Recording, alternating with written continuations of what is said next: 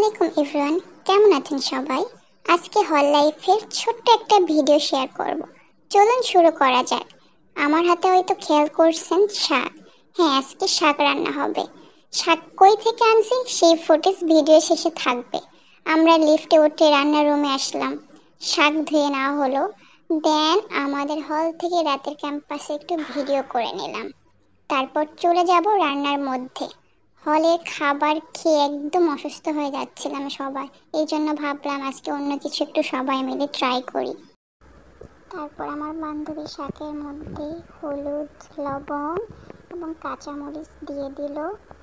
আমরা বান্ধবীরা মিলে বিকেলে হাঁটতে বের হয়েছিলাম ক্যাম্পাসের পাশে। তারপর হলো আসল শাকের কাহিনী।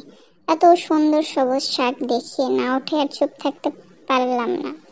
রান্নার সময় মনে হচ্ছিল কতদিন শাকসবজি খাই না। রান্না প্রায় শেষের দিকে, শাকটা এখন বাগার দিলে শেষ হয়ে যাবে।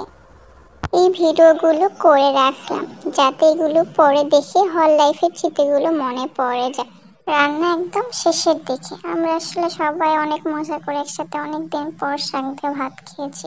অনেক ভালো লাগে।